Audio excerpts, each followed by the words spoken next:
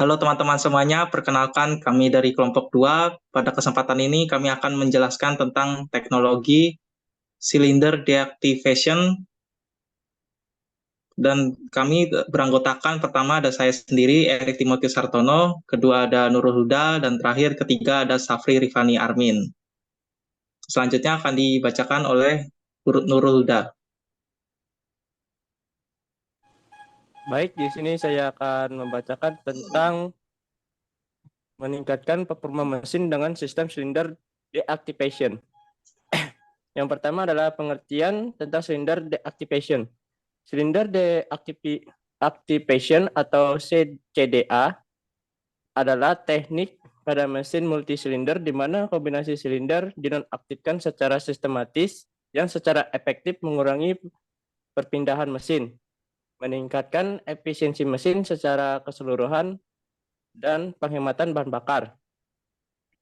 Pada CDA dicapai dengan menonaktifkan katup pemasukan dan pembuangan untuk silinder yang dinonaktifkan. Hal ini dilakukan pada beberapa silinder mesin yang menyediakan variasi pemindahan silinder aktif. Pada mesin bensin, hal ini dilakukan untuk meningkatkan kerja pemompaan dan meningkatkan penghematan bahan bakar.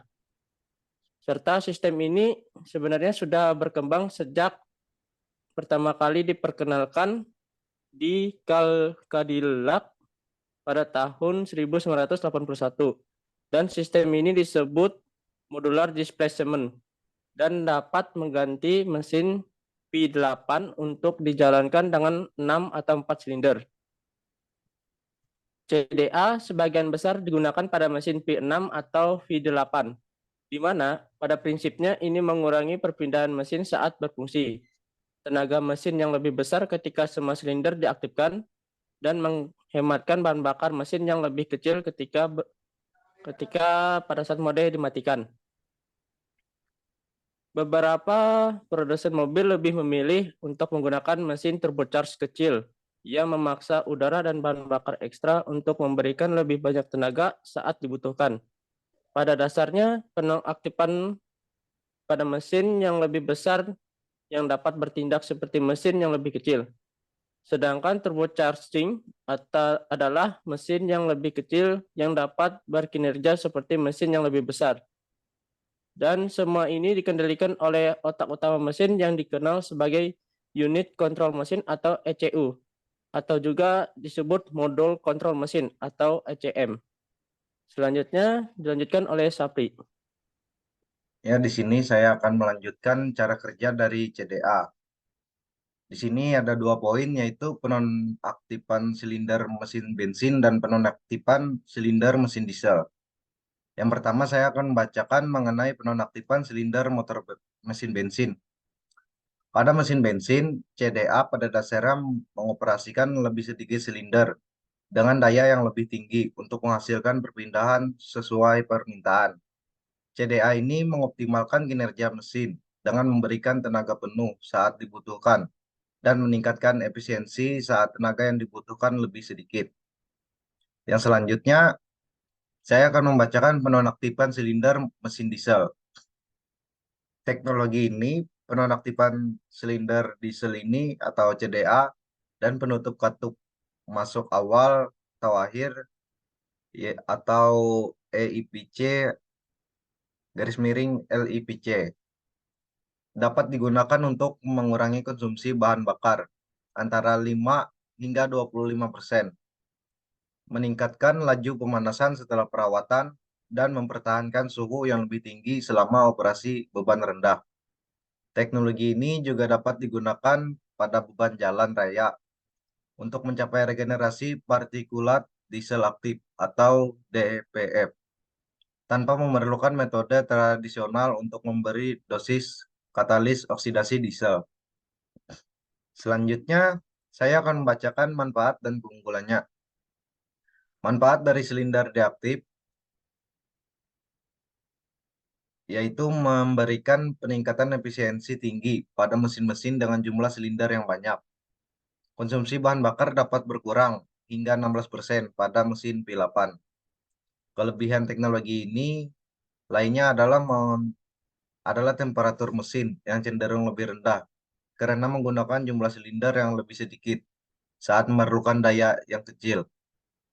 ECU dapat mematikan silindernya secara bergantian untuk menjaga distribusi suhu mesin.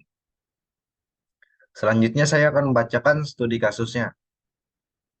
Beberapa pengemudi mengeluh bahwa mereka dapat merasakan transisi antara mode normal dan mode hemat daya. Dan dalam banyak kasus, tidak ada yang dapat dilakukan untuk mengatasi ini.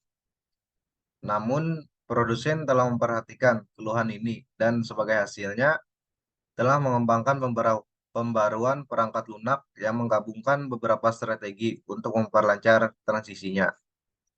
Hal ini mencakup perubahan sesaat pada waktu pengapian dan strategi penyaluran bahan bakar, serta mengadaptasi kondisi yang memungkinkan untuk mengurangi beberapa kali sistem penonaktifan silinder dapat atau akan beroperasi. Nah, di sini bagaimana solusi untuk permasalahan tersebut? Kami mendapatkan di sini solusi permasalahannya adalah jika mengalami permasalahan semacam ini, langkah pertama yang idealnya adalah melakukan pemeriksaan TSB sehingga mendapatkan patch perangkat lunak dan pembaruan yang diperlukan.